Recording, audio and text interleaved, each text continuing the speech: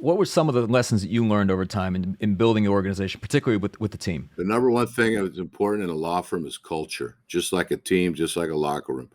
If you have people that are committed to the goals of the firm and create that culture, you're going to do fine.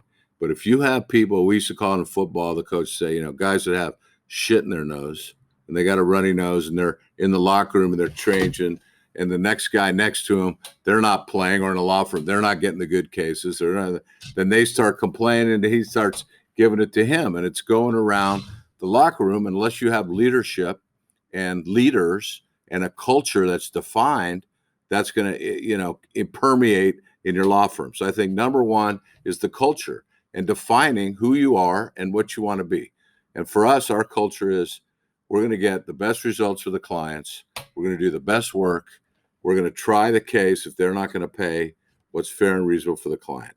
And we're going to continue to do a great job and build our brand and our reputation and continue to get better. And if you do that, you're going to be successful. But if people don't want to work here, then I'm the first one to tell them, hey, if this ain't working out for you, go ahead. The coach, you go complain to the coach and say, I'm not playing. They're like, well, maybe you should do something about it or go to another team. And you see that in college football with this portal now. You get these 19-year-old kids, they go to the school, all of a sudden the other guy beats them out. Tomorrow they leave. I mean, that's not the culture you want to establish. And you see that in college athletics now, big time. And speaking of culture, I mean, as you've described yours, I imagine there's a lot of people who are going to listen to this podcast and say, I want that same culture at my law firm. But what are some of the decisions that you're making, whether it's, certain non-negotiables, certain things that you do not tolerate, whether it's certain types of people that you hire, or certain people that you have to exit from the firm, that ensure that culture stays what it is? Well, I think number one, they have to be dedicated to the practice and the clients, and they got to know about the cases.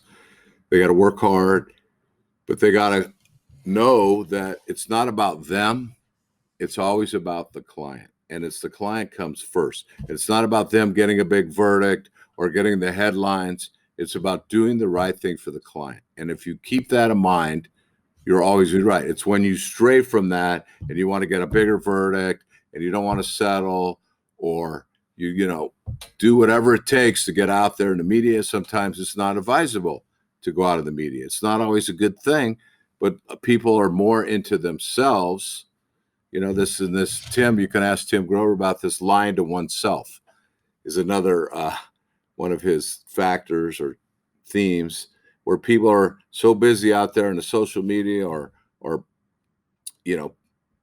puffing up what they've done versus spending the time to go out and do it and accomplish it themselves. And that lying to oneself. And that's one of his big things that he talks about.